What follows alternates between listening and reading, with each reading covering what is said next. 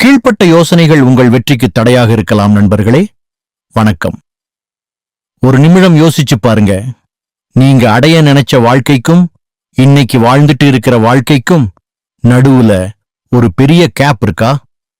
ஒரு புதுசா தொழில் ஆரம்பிக்கும் போதோ, ஒரு பிரீட்ஷைக்கு படிக்கும் போதோ, இல்ல 4 பேர் முன்னாடி பேச எழும்போதோ உங்களுக்குள்ள ஒரு மெல்லிய குரல் பேச ஆரம்பிக்கிறதை கவனிச்சிருக்கீங்களா?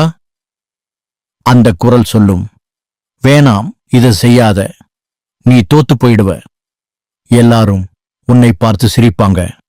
நீ இதுக்கு சரிப்பட்டு வரமாட்ட, உன்னை விட எத்தனையோ திறமையான ஆளுங்க இருக்காங்க. இந்த குரலை நீங்க கேட்டிருக்கீங்களா? இந்த குரல் தான் நம்முடைய மிகப்பெரிய எதிரி.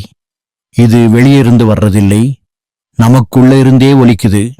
இந்த தாழ்வான எண்ணங்கள், இந்த நெகட்டிவ் எண்ணங்கள், இந்த தோல்வி பயம்தான் நமக்கும் நம்ம கனவுகளுக்கும் நடுவுல ஒரு இமயமலை மாதிரி நிக்குது. நம்ம எல்லாருக்குள்ளேயும் திறமை இருக்கு, அளவிட முடியாத சக்தி இருக்கு. ஆனா அந்த சக்தியை முழுசா பயன்படுத்த விடாம தடுக்கிறது இந்த மனத்தடைகள் தான்.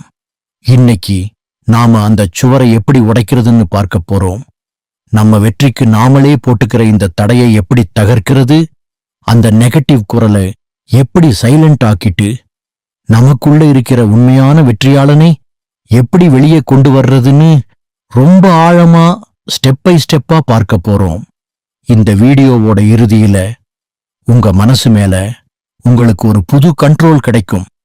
உங்க யோசனைகளை உங்க பலமா மாத்துறதுக்கான வழிகளை நீங்க கத்துக்கிட்டு இருப்பீங்க. உங்க மிகப்பெரிய எதிரி வெளியே இல்லை, உங்களுக்குள்ளதான் இருக்காருன்னு சொன்னா நம்புவீங்களா? தினமும் காலையில எழும்போது என்னால இது முடியாதுன்னோ, நான் இதுக்கு தகுதி இல்லைன்னோ ஒரு குரல் உங்க காதுல ஒலிக்குதா? அப்படின்னா இந்த வீடியோ உங்களுக்காகத்தான். உங்க வெற்றிக்கு நீங்களே போடுற தடைகளை எப்படி உடைக்கிறதுன்னு இன்னைக்கு பார்க்க போறோம். இந்த வீடியோவை நீங்க முழுசா பார்த்தா உங்க வாழ்க்கையை நீங்க பார்க்கிற கண்ணோட்டமே மாறும்னு நான் கேரண்டி தர்றேன். வாங்க பயணத்தை தொடங்கலாம். வெற்றிங்கிறது ஒரு டார்கெட் மட்டுமல்ல, அது ஒரு மைண்ட் செட். அந்த மனநிலையை சிதைக்கிற 2 முக்கியமான விஷயங்கள் இருக்கு. ஒன்னு நெகட்டிவ் செல்ஃப் டாக், இன்னொன்னு தோல்வி பயம். இது 2ம் தான் தாழ்வான எண்ணங்களோட 2 முகங்கள். இது 2ம் ஒன்னோடு ஒன்னு சம்பந்தப்பட்டது, ஒன்னு இன்னொன்னை வளர்த்துவிடும். முதல்ல இந்த நெகட்டிவ் செல்ஃப் டாக்னா என்ன? சிம்பிளா சொல்லணும்னா, உங்களுக்குள்ள நீங்களே பேசுகிற நெகட்டிவான பேச்சுதான் இது. நம்ம எல்லாருக்குள்ளேயும் ஒரு விமர்சகர் இருக்கார். சில சமயம் அவர் நமக்கு உதவுவார், தப்பா போகாம தடுப்பார். ஆனா பல நேரங்கள்ல இந்த உள் விமர்சகர் ஒரு வில்லனா மாறிடுவார். நான் எதுக்குமே லாயக்கில்ல, நான் பார்க்க நல்லா இல்ல, நான் பேசினா நல்லா இருக்காது, நான் ஒரு முட்டாள். இந்த மாதிரி எண்ணங்கள் தான் அந்த வில்லனோட வசனங்கள். இந்த எண்ணங்கள் எங்கிருந்து வருது? பெரும்பாலும் நம்ம சின்ன வயசு அனுபவங்கள், நம்ம வளர்ந்த சூழல், மத்தவங்க நம்ம மேல வச்ச விமர்சனங்கள், நாம சந்திச்ச தோல்விகள், இதிலிருந்துதான் இந்த நெகட்டிவ் நம்பிக்கை நம்ம ஆழ் மனசுல பதியுது. யாரோ ஒருத்தர் எப்பொழுதோ சொன்ன ஒரு வார்த்தை, நீ மக்குன்னு டீச்சர் திட்டினது, இல்ல ஃப்ரெண்ட்ஸ் கிண்டல் பண்ணது, நம்மளையே நாம அப்படி நம்ப வச்சிடும்.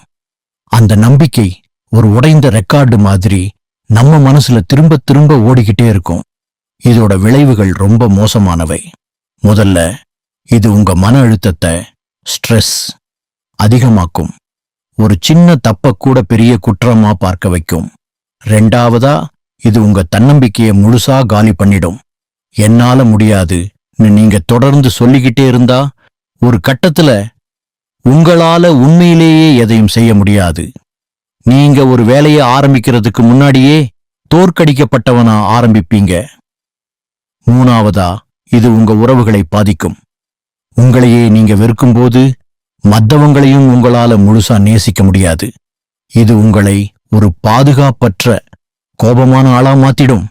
இப்போ தோல்வி பயத்தை பத்தி பார்க்கலாம். நான் ட்ரை பண்ணி தோத்துட்டா என்ன பண்றது? 4 பேர் என்ன சொல்லுவாங்க? என் மானம் போயிடுமே. இதுதான் தோல்வி பயத்தோட அடிப்படை. இந்த பயம் உங்களை எந்த ஒரு புது முயற்சியும் எடுக்க விடாம தடுத்துடும். ஒரு சேஃபான வட்டத்துக்குள்ள உங்களை ஜெயில வச்சிடும். உங்க கம்ஃபர்ட் சோனை விட்டு வெளியே வரவே பயப்படுவீங்க. சத்குரு சொல்ற மாதிரி பல பேர் தோல்வியை பார்த்து பயப்படுறதில்ல, தோல்வி வந்துடுமோன்னு நினைக்கிற அந்த நினைப்புக்கே பயப்படுறாங்க. தோல்விங்கிறது ஒரு சம்பவம், ஆனா அந்த சம்பவம் நடந்துடுமோங்கிற கற்பனையே ஒரு பெரிய பாரமாகி நம்மளை செயல்பட விடாம முடக்கி போடுது. இந்த பயத்துக்கு முக்கிய காரணம் என்ன? முதல் காரணம் அவமான பயம். நாம தோத்துட்டா நம்மளை சுத்தி இருக்கிறவங்க நம்மளை எப்படி பார்ப்பாங்கங்கிற பயம். ரெண்டாவது தன்னம்பிக்கையின்மை. நம்ம திறமை மேலேயே நமக்கு நம்பிக்கை இல்லாதப்போ தோல்வி நிச்சயம்னு தோணும். மூணாவது பெர்ஃபெக்ஷனிசம். நான் செய்கிற வேலை 100% சரியா இருக்கணும், ஒரு சின்ன தப்பு கூட வரக்கூடாதுன்னு நினைக்கிறது. இந்த எண்ணம் உங்களை வேலைய ஆரம்பிக்கவே விடாது. இந்த நெகட்டிவ் சுய பேச்சும் தோல்வி பயமும் சேர்ந்து ஒரு நச்சு வளையத்தை உருவாக்குது. என்னால முடியாதுங்கிற பேச்சு தோல்வி பயத்தை அதிகமாக்குது. தோல்வி பயம் உங்களை முயற்சி செய்ய விடாம தடுக்குது. நீங்க முயற்சி செய்யாததால உங்களுக்கு எந்த வெற்றியும் கிடைக்கிறதில்ல. வெற்றி கிடைக்காததால நான் எதுக்குமே லாயக்கில்லைங்கிற சுய பேச்சு இன்னும் அதிகமாகுது. இது ஒரு முடிவே இல்லாத சைக்கிள். இந்த சுழற்சியில சிக்கிக்கிட்ட ஒருத்தரோட வாழ்க்கை எப்படி இருக்கும்? அவங்க வாய்ப்புகளை தவிர்ப்பாங்க. ப்ரொமோஷன் கிடைச்சாலும் என்னால அந்த பொறுப்பை சமாளிக்க முடியாதுன்னு வேணாம்னு சொல்லிடுவாங்க. ஒரு புது பிசினஸ் ஐடியா இருந்தாலும் நஷ்டமாகிட்டா என்ன பண்றதுன்னு பயந்து பின்வாங்கிடுவாங்க. அவங்க வாழ்க்கைய வாழ்றதில்ல, சும்மா கடத்துறாங்க. அவங்களோட திறமைகள் கனவுகள் எல்லாமே அந்த மனச்சிறைக்குள்ள பூட்டி வைக்கப்பட்டிருக்கும். நண்பா, இது உங்க கதையா இருக்கா? அப்படின்னா கவலையே வேண்டாம். அந்த ஜெயிலோட சாவி உங்க கையில தான் இருக்கு. இந்த நச்சு வளையத்தை உடைக்க முடியும். அதுக்கான வழிகளைத்தான் நாம இப்போ பார்க்க போறோம். தீர்வு 1, விழிப்புணர்வு. உங்க மனசு என்ன சொல்லுதுன்னு கவனிங்க. ஒரு எதிரியை ஜெயிக்கணும்னா முதல்ல அந்த எதிரி யாரு, அவன் எங்க இருக்கான்னு தெரிஞ்சுக்கணும். உங்க மனசுக்குள்ள ஒலிக்கிற அந்த நெகட்டிவ் குரலை நீங்க ஜெயிக்கணும்னா முதல்ல அந்த குரலை நீங்க கவனிக்கணும்.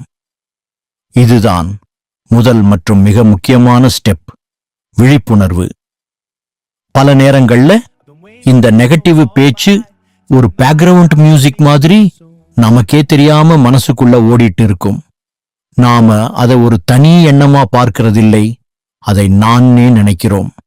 நான் ஒரு தோல்வியாளன்னு ஒரு எண்ணம் வரும்போது அது ஒரு எண்ணம்னு நாம உணர்றதில்லை, நான் தான் தோல்வியாளன்னு நம்புறோம். இது ரெண்டுக்கும் பெரிய வித்தியாசம் இருக்கு. விழிப்புணர்வு பயிற்சின்னா உங்களுக்கும் உங்க எண்ணங்களுக்கும் நடுவுல ஒரு சின்ன கேப் உருவாக்குறது தான். நீங்க உங்க எண்ணங்கள் இல்ல, நீங்க உங்க எண்ணங்களை கவனிக்கிறவருன்னு புரிஞ்சுக்கிறது தான். இதை எப்படி செய்யறது? ஒரு சிம்பிளான டெக்னிக்ல இருந்து ஆரம்பிக்கலாம். இதுக்கு சிந்தனை பதிவுன்னு பேரு. தினமும் ஒரு குறிப்பிட்ட நேரத்தை இதுக்காக ஒதுக்குங்க. நைட் தூங்குறதுக்கு முன்னாடி ஒரு 15 நிமிஷம்னு வச்சுக்கோங்க. ஒரு நோட்புக், பேனாவை எடுத்துக்கோங்க. இப்போ உங்க மனசுல தானா வர்ற எண்ணங்களை எந்த ஜட்ஜ்மெண்ட்டும் இல்லாம அப்படியே எழுதுங்க. உதாரணத்துக்கு, அன்னிக்கு ஆபீஸ்ல உங்க மேனேஜர் உங்களை திட்டார்னு வச்சுக்கலாம். உங்க மனசுல என்ன ஓடுது? நான் ஒரு முட்டாள், அதான் இப்படி திட்டு வாங்குறேன். எல்லாரும் முன்னாடியும் என்னை அசிங்கப்படுத்திட்டார், எனக்கு இந்த வேலையே வராது, நான் வேலையை விட்டுடலாம். இனிமே என் முகத்தை நான் எப்படி அவர்கிட்ட காட்டுவேன்? இந்த எண்ணங்களை அப்படியே நீங்க எப்படி யோசிக்கிறீங்களோ அதே வார்த்தைகள்ல எழுதுங்க. இதை செய்யும்போது இந்த எண்ணம் சரியா தப்பானுலாம் ஆராயாதீங்க. உங்க நோக்கம் அந்த எண்ணங்களை பிடிச்சு பேப்பர்ல வைக்கிறது மட்டும்தான். ஒரு விஞ்ஞானி மைக்ரோஸ்கோப்ல செல்களை ஆராயிற மாதிரி நீங்க உங்க எண்ணங்களை எந்த விருப்பு வெறுப்பும் இல்லாம கவனிக்கிறீங்க. இந்த பயிற்சியை 1 வாரம் தொடர்ந்து செய்யுங்க. வாரக் கடைசியில நீங்க எழுதுனதை எடுத்து படிச்சு பாருங்க. உங்களை பத்தியே பல ஆச்சரியமான விஷயங்களை கண்டுபிடிப்பீங்க. எந்த மாதிரி சூழ்நிலைகள்ல உங்களுக்கு நெகட்டிவ் எண்ணங்கள் அதிகமா வருது? உதாரணமா, ஒரு புது வேலையை ஆரம்பிக்கும் போது, மத்தவங்களோட ஒப்பிடும்போது. திரும்ப திரும்ப வர்ற எண்ணங்கள் என்ன? உதாரணமா, என்னால முடியாது, நான் போதாது. இந்த எண்ணங்கள் உங்க உணர்வுகளை எப்படி பாதிக்குது? சோகம், கோபம், பயம். இந்த எண்ணங்கள் உங்க நடத்தையை எப்படி மாத்துது? ஒரு வேலையை தள்ளி போடுறது, மத்தவங்க கிட்ட இருந்து விலகி இருக்கிறது. இந்த கண்டுபிடிப்புகள் ஒரு புதையல் மாதிரி. இப்போ உங்க எதிரியோட மேப் உங்க கையில இருக்கு. விழிப்புணர்வை வளர்க்க இன்னொரு பவர்ஃபுல்லான வழி கவனத்துடன் இருத்தல், மைண்ட்ஃபுல்னஸ். தியானம் பண்ற மாதிரி மணிக்கணக்கா உட்காரணும்னு இல்ல. உங்க அன்றாட வேலைகள்லயே இதை செய்யலாம். நீங்க டீ குடிக்கும்போது அதோட சுவை, மனம், சூட்டை முழுசா உணர்ந்து குடிங்க. நடக்கும்போது உங்க பாதம் தரையில படுறத உணருங்க. உங்க எண்ணங்கள் இறந்த காலத்துக்கோ எதிர்காலத்துக்கோ தாவும்போது மெதுவா அதை உணர்ந்து உங்க கவனத்தை மறுபடியும் இப்போ நடக்கிற விஷயத்துக்கு கொண்டு வாங்க. இந்த விழிப்புணர்வு பயிற்சி உங்க மனசோட ஆட்டோமேட்டிக் மோடை நிறுத்தி கண்ட்ரோல உங்ககிட்ட கொடுக்கும். ஒரு எண்ணம் மனசுல வந்ததும் நீங்க உடனே ரியாக்ட் பண்ண மாட்டீங்க. ஒரு சின்ன கேப் கிடைக்கும். அந்த கேப்ல நீங்க ஒரு முடிவெடுக்கலாம். இந்த எண்ணத்தை நான் நம்ப போறேனா, இல்ல இது வெறும் ஒரு எண்ணம்னு கடந்து போக போறேனா? ஒருத்தர் உங்களை நோக்கி ஒரு சேற்று பந்தை வீசுறாருன்னு வச்சுக்கோங்க. விழிப்புணர்வு இல்லைன்னா அந்த பந்து உங்க மேல படுறதுக்கு அனுமதிப்பீங்க. விழிப்புணர்வு இருந்தா அந்த பந்து வர்றத கவனிச்சு ஈஸியா விலகிடுவீங்க. உங்க நெகட்டிவ் எண்ணங்களும் அந்த சேற்று பந்து மாதிரிதான். அது உங்க மேல படணுமா வேணாமான்னு முடிவு பண்ற சக்தி விழிப்புணர்வு மூலமா உங்களுக்கு கிடைக்கும். உன்னை ஞாபகத்துல வச்சுக்கோங்க. ஆரம்பத்துல இது கஷ்டமாதான் இருக்கும். பல வருஷமா பழகின ஒரு பழக்கத்தை மாத்த நேரம் எடுக்கும். சில சமயம் நீங்க மறுபடியும் பழையபடி நெகட்டிவ் எண்ணங்கள்ல மூழ்கிடலாம். பரவாயில்லை. உங்களை நீங்களே திட்டிக்காதீங்க. ஓ, நான் மறுபடியும் பழையபடி யோசிச்சிட்டேன். சரி, இப்போ மறுபடியும் கவனத்துக்கு வருவோம். மென்மையா உங்க கவனத்தை திருப்புங்க. இந்த முதல் படி ஒரு பில்டிங்கோட ஃபவுண்டேஷன் மாதிரி. இந்த ஃபவுண்டேஷன் எவ்வளவு ஸ்ட்ராங்கா இருக்கோ அவ்வளவு ஸ்ட்ராங்கா உங்க மனக்கோட்டையை உங்களால கட்ட முடியும். உங்க மனசோட சத்தத்தை கவனிக்க ஆரம்பிங்க. அந்த குரலோட சண்டை போடாதீங்க. அதை வெறுக்காதீங்க. சும்மா ஒரு சாட்சியா இருந்து கவனிங்க. இந்த கவனிப்பே மாற்றத்துக்கான முதல் விதையை விதைச்சிடும். தீர்வு 2. எண்ணங்களை கேள்வி கேளுங்க. உங்க உள்மனதின் வக்கீலா மாறுங்க. விழிப்புணர்வு மூலமா உங்க மனசுல ஓடுற நெகட்டிவ் எண்ணங்களை அடையாளம் கண்டுபிடிச்சிட்டீங்க. இப்போ அடுத்த ஸ்டெப், அந்த எண்ணங்களை அப்படியே நம்பி ஏத்துக்கிறதை நிறுத்திட்டு அதை ஒரு சந்தேக கண்ணோட பார்க்கணும். ஒரு திறமையான வக்கீல் மாதிரி உங்க உள்மன நீதிமன்றத்துல அந்த நெகட்டிவ் எண்ணங்களை குறுக்கு விசாரணை செய்யணும். நம்ம மனசுல தோன்ற ஒவ்வொரு எண்ணமும் உண்மைன்னு நாம நம்பிடுறோம். ஆனா உண்மையில எண்ணங்கள் வெறும் எண்ணங்கள் மட்டும்தான். அவை உண்மைகள் கிடையாது. வானத்துல போற மேகம் மாதிரி வருது போகுது. ஆனா நாம தான் ஒவ்வொரு கருமேகத்தையும் பார்த்து ஐயோ புயல் வரப்போகுதுன்னு பயந்துடுறோம். இந்த நிலையை மாத்த அமெரிக்க எழுத்தாளர் பைரன் கேட்டி உருவாக்கின த ஒர்க்குங்கிற ஒரு பிரபலமான டெக்னிக்கை நாம பயன்படுத்தலாம். இதுல 4 பவர்ஃபுல்லான கேள்விகள் இருக்கு. உங்க மனசுல ஒரு வலி நிறைந்த நெகட்டிவ் எண்ணம் வரும்போதெல்லாம் அந்த எண்ணத்தை இந்த 4 கேள்விக்கு உட்படுத்துங்க.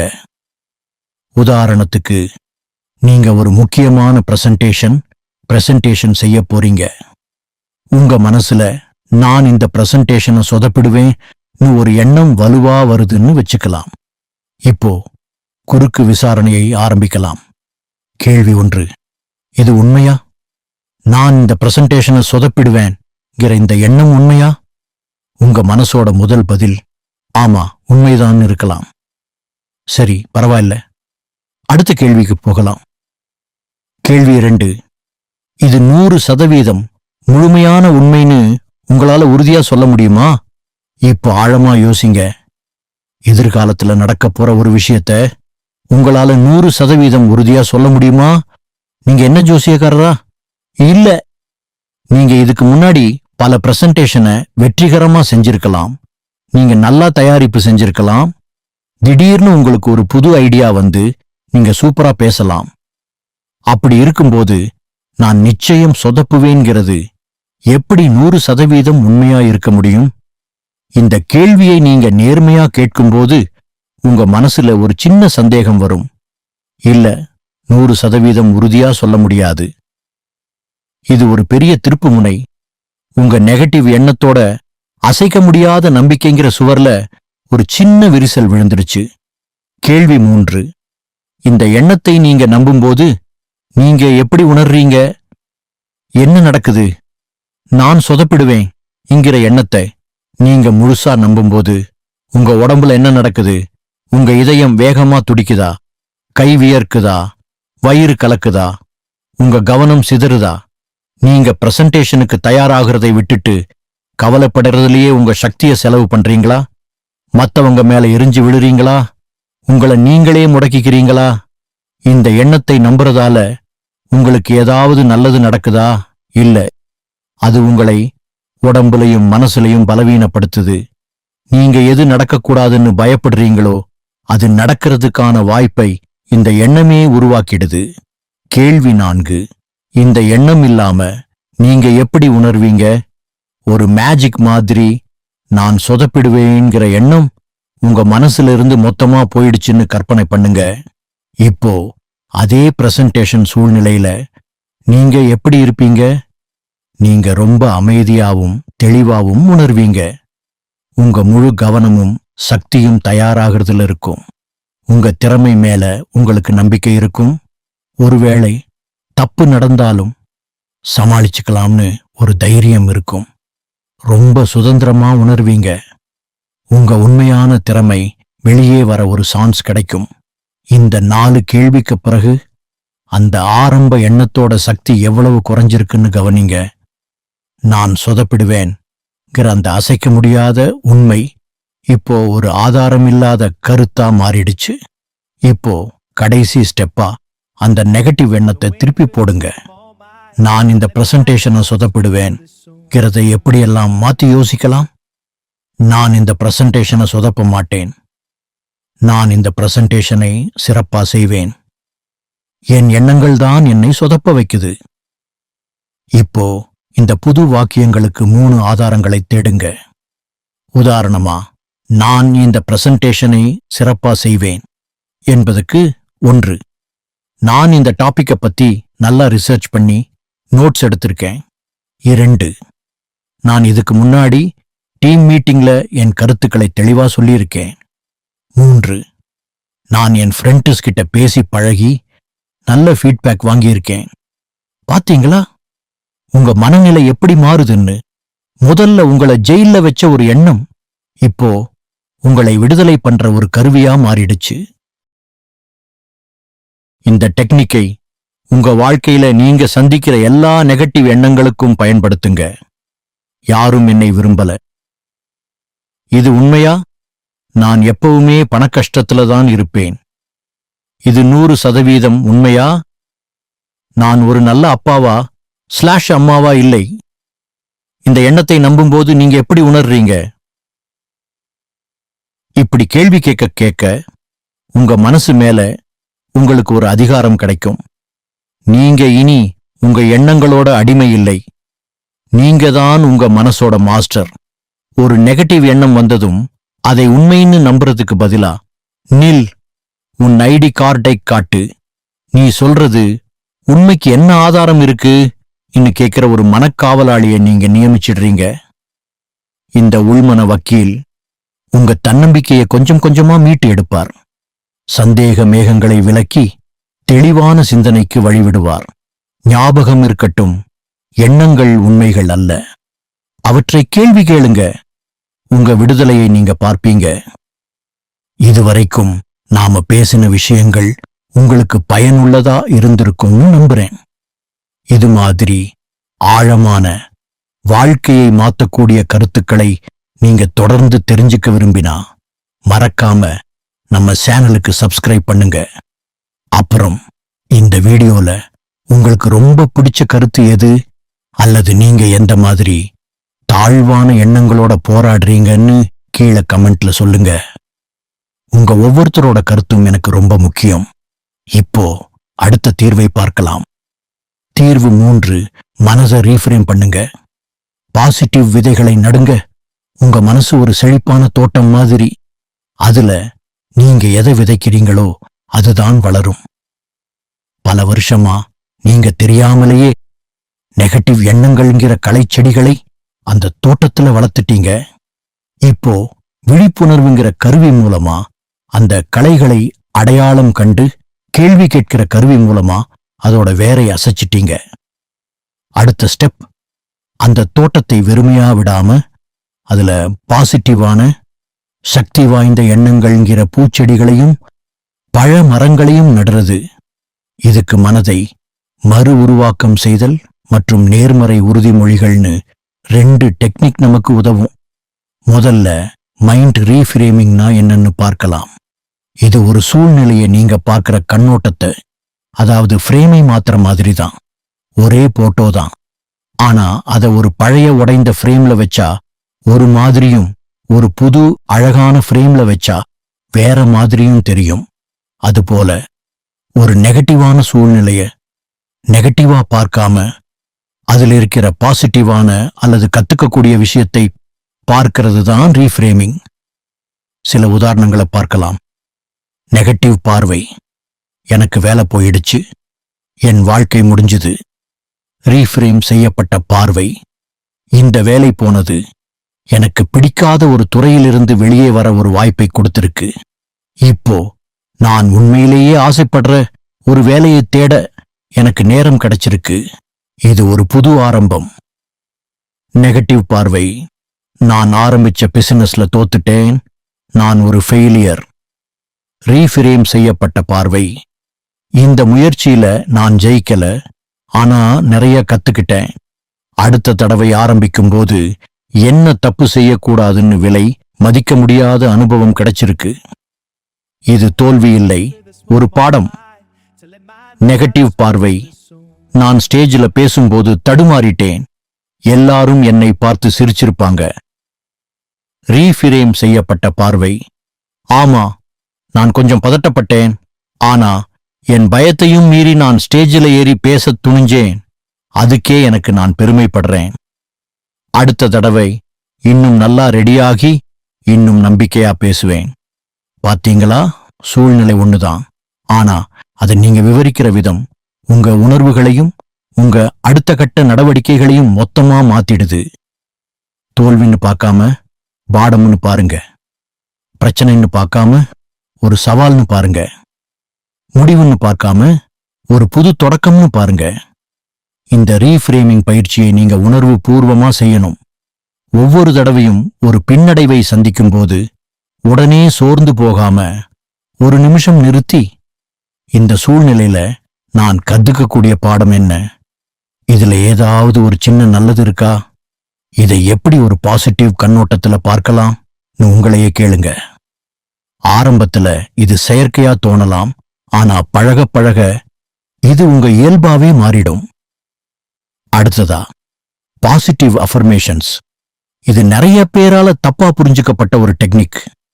கண்ணாடி முன்னாடி நின்னு நான் பணக்காரன் நான் பணக்காரன்னு 100 தடவை சொல்றதால மட்டும் நீங்க பணக்காரர் ஆகிட முடியாது. அஃபர்மேஷன்ஸ் அப்படி வேலை செய்யாது. அஃபர்மேஷன்ஸ்னா உங்க ஆழ் மனசுல பதிஞ்சு போன நெகட்டிவ் நம்பிக்கைகளை மாத்துறதுக்காக புது பாசிட்டிவ் நம்பிக்கைகளை நடுற விதைகள். இந்த விதைகளுக்கு நீங்க தினமும் தண்ணி ஊத்தணும். ஒரு நல்ல அஃபர்மேஷனை எப்படி உருவாக்குறது? 1, அது நிகழ்காலத்தில் இருக்கணும். நான் தன்னம்பிக்கையா இருப்பேன் சொல்றதுக்கு பதிலா நான் தன்னம்பிக்கையுடன் இருக்கிறேன் சொல்லுங்க. உங்க ஆழ்மனசுக்கு நிகழ்காலம் மட்டும்தான் புரியும். 2, அது பாசிட்டிவா இருக்கணும். நான் பயப்பட மாட்டேன்னு சொல்லாதீங்க. உங்க மனசு பயம்ங்கிற வார்த்தையை தான் பிடிக்கும். அதுக்கு பதிலா நான் தைரியமாக இருக்கிறேன்னு சொல்லுங்க. மூன்றாவது, அது உணர்வு பூர்வமா இருக்கணும். வெறுமனே வார்த்தைகளை ஒப்புவிக்காதீங்க. நான் தன்னம்பிக்கையுடன் இருக்கிறேன் சொல்லும்போது அந்த தன்னம்பிக்கையை நீங்க உண்மையிலேயே ஃபீல் பண்ணணும். 4, அது உங்களுக்கு சம்பந்தப்பட்டதா இருக்கணும். இன்டர்நெட்ல இருந்து எடுத்த வரியை விட உங்க சொந்த போராட்டத்திலிருந்து நீங்க உருவாக்குற ஒரு வரிக்கு சக்தி அதிகம். உதாரணமா, நீங்க எப்பவும் மத்தவங்க என்ன நினைப்பாங்களோன்னு கவலைப்படுற ஆளா இருந்தா உங்க அஃபர்மேஷன் இப்படி இருக்கலாம்: மத்தவங்க கருத்தை நான் மதிக்கிறேன், ஆனா என் வாழ்க்கையை நான் என் விருப்பப்படி வாழ்கிறேன். சில சக்தி வாய்ந்த அஃபர்மேஷன்ஸ் உதாரணங்கள்: நான் ஒவ்வொரு நாளும் என் இலக்குகளை நோக்கி முன்னேறிட்டு இருக்கேன். சவால்கள் என்னை பார்த்து பயப்படுது, நான் சவால்களை பார்த்து பயப்படுறதில்லை. நான் என் கடந்த கால தவறுகளில் இருந்து கத்துக்கிட்டு நிகழ்காலத்துல முழுசா வாழ்றேன். நான் அன்புக்கும் வெற்றிக்கும் தகுதியானவன். என் மனசு அமைதியாவும் தெளிவாவும் இருக்கு. இதை எப்படி பயன்படுத்துறது? காலையில எழுந்ததும் உங்க நாள் ஆரம்பிக்கிறதுக்கு முன்னாடி உங்க அஃபர்மேஷன்ஸ் சில தடவை சொல்லுங்க. கண்ணாடி முன்னாடி உங்க கண்ணை பார்த்து நம்பிக்கையா சொல்லுங்க. நெகட்டிவ் எண்ணம் வரும்போது, ஒரு நெகட்டிவ் எண்ணம் வந்தா அதை நிறுத்தி அதுக்கு பதிலா உங்க பாசிட்டிவ் அஃபர்மேஷனை சொல்லுங்க. எழுதி வச்சுக்கோங்க. உங்க அஃபர்மேஷன்ஸை ஒரு கார்டுல எழுதி நீங்க அடிக்கடி பார்க்கிற இடத்துல ஒட்டி வைங்க. ஞாபகம் வச்சுக்கோங்க, இது மேஜிக் இல்ல, இது ஒரு பயிற்சி. பல வருஷமா உங்க மனசுல உருவான ஒரு பாதைய மாத்தி ஒரு புது பாதையை உருவாக்குறீங்க. இதுக்கு நேரமும் தொடர்ச்சியான முயற்சியும் தேவை. காலப்போக்குல இந்த புது பாசிட்டிவ் பாதை பழைய நெகட்டிவ் பாதையை விட வலிமையாகிடும். தீர்வு 4: செயலில் இறங்குங்கள். சின்ன சின்ன வெற்றிகளை கொண்டாடுங்கள். நாம இதுவரைக்கும் மனசளவுல செய்ய வேண்டிய பயிற்சிகளை பத்தி பார்த்தோம். ஆனா இந்த மனப்பயிற்சிகள் மட்டும் பத்தாது. உண்மையான மாற்றம் நீங்க செயல்ல இறங்கும்பொழுதுதான் நடக்குது. தாழ்வான எண்ணங்களை வேரோட சாய்க்கிற கடைசி மற்றும் பவர்ஃபுல்லான ஆயுதம் செயல், ஆக்ஷன் தான். தோல்வி பயமும் நெகட்டிவ் பேச்சும் உங்களை என்ன செய்ய சொல்லுது? சும்மா இரு, எதுவும் செய்யாத, முயற்சி எடுக்காதன்னு சொல்லுது. அப்போ அதை ஜெயிக்கிறதுக்கான ஒரே வழி அதுக்கு நேர் எதிரா செய்யறது தான். அதாவது செயலில் இறங்குவது. எவ்வளவு சின்ன செயலா இருந்தாலும் சரி, ஒரு அடி எடுத்து வைக்கிறது. ஒரு பெரிய இலக்கை நினைச்சாலே பயமா இருக்கு, எப்படி செயல்ல இறங்குறது ஆண்டு நீங்க கேட்கலாம். இதுக்கு பதில் சின்ன சின்ன வெற்றிகளை கொண்டாடுவது.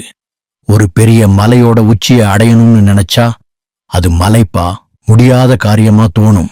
ஆனா இன்னைக்கு இந்த முதல் பாறை வரைக்கும் ஏறுவேன் ஒரு சின்ன இலக்கை வச்சு அதை அடைஞ்சதும் சூப்பர், நான் இதை செஞ்சுட்டேன் உங்களை நீங்களே பாராட்டிக்கிட்டா அடுத்த பாறைக்கு ஏறுறதுக்கான உற்சாகமும் நம்பிக்கையும் வரும்.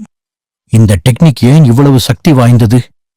நீங்க ஒரு சின்ன இலக்கை வச்சு அதை வெற்றிகரமா முடிக்கும்போது உங்க மூளையில டோபமைன் ஒரு கெமிக்கல் சுரக்குது. அது உங்களுக்கு ஒருவித சந்தோஷத்தையும் திருப்தியையும் தருது. அதோட அதே மாதிரி செயலை மறுபடியும் செய்ய உங்களை தூண்டுது. நீங்க ஒரு சின்ன வெற்றியை அடையிறீங்க, டோபமைன் சுரக்குது, நீங்க சந்தோஷமா உணர்றீங்க, உங்க தன்னம்பிக்கை அதிகமாகுது, அடுத்த செயலை செய்ய நீங்க தூண்டப்படுறீங்க. இது ஒரு பாசிட்டிவ் வளையத்தை உருவாக்குது. இது நாம முன்னாடி பார்த்த நெகட்டிவ் நச்சு வளையத்துக்கு நேர் எதிரானது. இந்த பாசிட்டிவ் வளையத்தை உங்க வாழ்க்கையில எப்படி உருவாக்குறது? படி 1: உங்க பெரிய இலக்கை ரொம்ப ரொம்ப சின்ன ஸ்டெப்ஸா உடைங்க.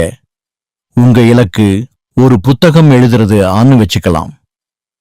இதை கேட்டதும் உங்க நெகட்டிவ் குரல், ஐயோ அவ்வளவு பெரிய வேலையா, உன்னால முடியாதுன்னு கத்த ஆரம்பிக்கும்.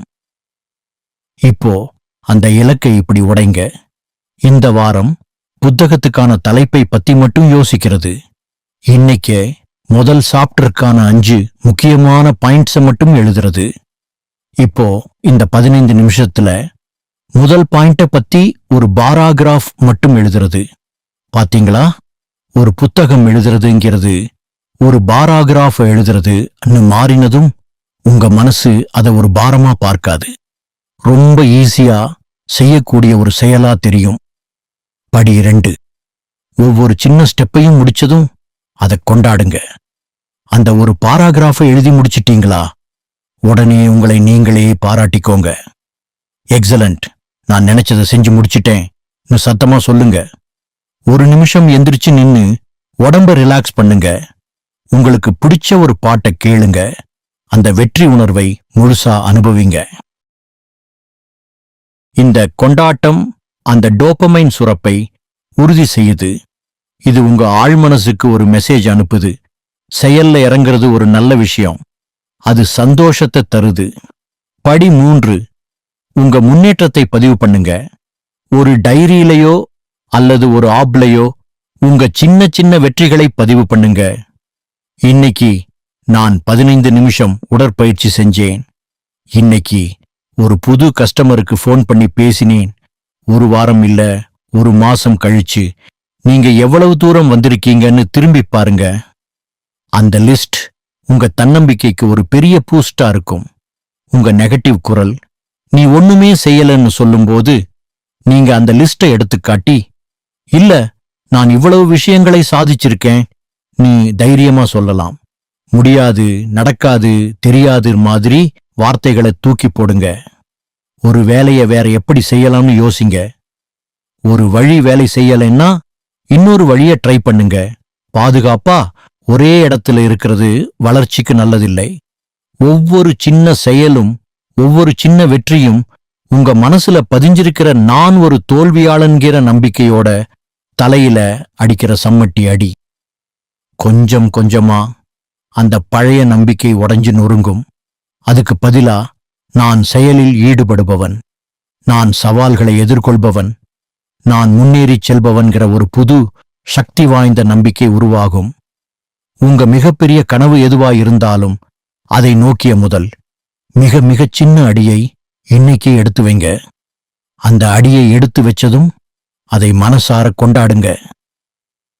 இந்த ஒரு சின்ன செயல் உங்க வாழ்க்கை பயணத்தோட திசையையே மாத்திர சக்தி கொண்டது.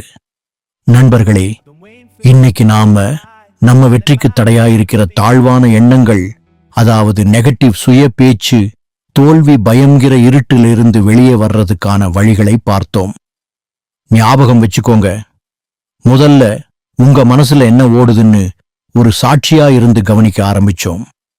2வதா அந்த நெகட்டிவ் எண்ணங்களை அப்படியே நம்பாம ஒரு வக்கீல் மாதிரி இது உண்மையா கேள்வி கேட்டோம். 3வதா உங்க மனத்தோட்டத்துல பாசிட்டிவ் விதைகளை விதைக்க கத்துக்கிட்டோம். கடைசியா சிந்திக்கிறது மட்டும் போதாது, சின்னதா ஒரு அடி எடுத்து வச்சு செயல்ல இறங்கிறது தான் உண்மையான மாற்றம்னு புரிஞ்சுக்கிட்டோம். உங்க மிகப்பெரிய எதிரி உங்களுக்குள்ளதான் இருக்கார். ஆனா உங்க மிகப்பெரிய நண்பரும் வழிகாட்டியும் வெற்றியாளரும் உங்களுக்குள்ளதான் இருக்கிறார். எந்த குரலுக்கு நீங்க பவர் கொடுக்க போறீங்கிறது உங்க கையில தான் இருக்கு. இந்த வழிகள் எதுவும் ஒரே ராத்திரியில மேஜிக் செய்யாது. இது ஒரு தொடர் பயிற்சி.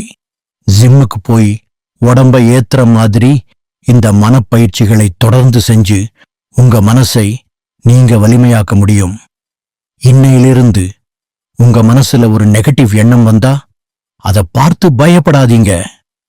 ஒரு சின்ன சிரிப்போட, வா உன்னைத்தான் எதிர்பார்த்தேன், உன்கிட்ட எப்படி பேசணும்னு இப்போ எனக்கு தெரியும்னு சொல்லுங்க. உங்க கனவுகள் பெரியவை, உங்க திறமைகள் அளவற்றவை. உங்களுக்குள்ள இருக்கிற அந்த சின்ன பயந்த குரல் உங்க வாழ்க்கைய கண்ட்ரோல் பண்ண அனுமதிக்காதீங்க. உங்க உண்மையான சக்தியை உணருங்க. ஒவ்வொரு நாளையும் ஒரு புது வாய்ப்பா பாருங்க. ஒவ்வொரு சவாலையும் உங்களை நீங்களே செதுக்கிக்கிற ஒரு ஒளியா பாருங்க. நீங்க தோற்க பிறந்தவர்கள் அல்ல, ஜெயிக்க பிறந்தவர்கள். இந்த நம்பிக்கையோட உங்க பயணத்தை தொடங்குங்க. வெற்றி நிச்சயம். நண்பர்களே, இந்த வீடியோ உங்களுக்கு ஒரு சின்ன மாற்றமாவது கொண்டு வந்திருந்தா, உங்க மனசுக்குள்ள ஒளி ஏற்றியிருந்தா, அது எனக்கு மிகப்பெரிய சந்தோஷம். நினைவில் வையுங்கள், உங்க வாழ்க்கையை மாற்ற வரப்போகும் பெரிய சக்தி வேற எங்கேயும் இல்ல, அது உங்களுக்குள்ளதான் இருக்கு. இன்றிலிருந்து ஒரு தீர்மானம் எடுத்துக்கோங்க. நெகட்டிவ் குரல் பேசும்போது மௌனமாக இருக்காதீங்க. உங்க கனவுகளுக்கு நீங்களே ஆதரவாளராக இருங்க. உங்க வாழ்க்கை ஒரு சாதாரண கதையா இல்ல, அது இன்னும் எழுதப்படாத ஒரு வெற்றி காவியம். இந்த வீடியோ உங்களுக்கு பயனுள்ளதாக இருந்தா லைக் பண்ணுங்க, உங்க நண்பர்கள் குடும்பத்தோட ஷேர் பண்ணுங்க, உங்க கருத்தை கீழே கமெண்ட் பண்ணுங்க. இன்னும் இது போல வாழ்க்கையை மாற்றும் வீடியோக்கள் பார்க்க நம்ம சேனலை சப்ஸ்கிரைப் பண்ணுங்க. நம்ம எல்லாரும் சேர்ந்து நம்ம மனதை கற்றுக்கொள்வோம். நம்ம வாழ்க்கையை வெற்றிக்கு போகும் பாதைக்கு திருப்புவோம். வெற்றி உங்களுடையது. நன்றி.